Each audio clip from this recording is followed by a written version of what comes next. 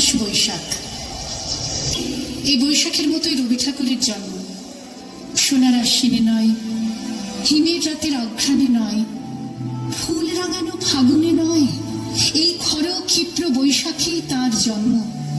এই খ্যাপা বৈশাখের গৈরিক তিলক দিয়ে সাজানো তার জন্মদিনের ললাট। বৈশাখে প্রকৃতির নতুন জন্ম, আমাদেরও নতুন জন্ম এই বৈশাখে, 25শে বৈশাখে, রবি ঠাকুরের জন্মদিনে।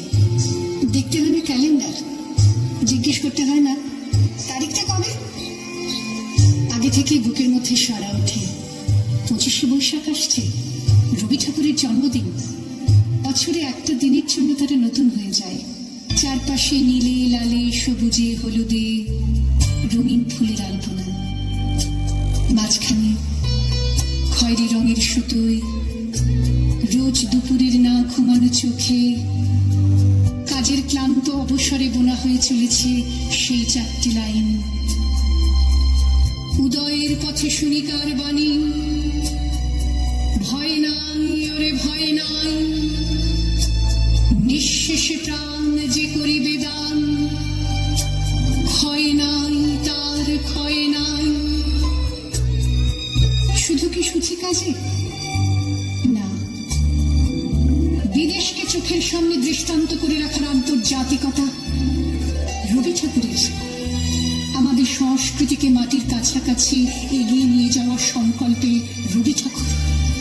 আমাদের সভ্যতাকে দানবের হাত থেকে ছিনিয়ে নেওয়ার সংগ্রামে রবি ঠাকুর। আকাশে মাটিতে মনে এত যে বৃষ্টি পড়ে তার ছন্দ রবি ঠাকুরের, এত যে ফুল ফুটে তার গন্ধ রবি ঠাকুরের।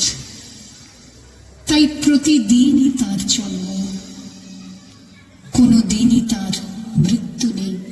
কালের কালা পাহাড় এসে কোনো দিন যদি ভারতবর্ষ থেকে সমস্ত ঠাকুরের পুজোর প্রদীপ নিভিয়ে দিয়ে যায়, তবু একটি ঠাকুরের বেদি চিরকাল থাকবে মাটির সঙ্গে গাঁথা। কোন ঠাকুর? রবি ঠাকুর। রবি ঠাকুর।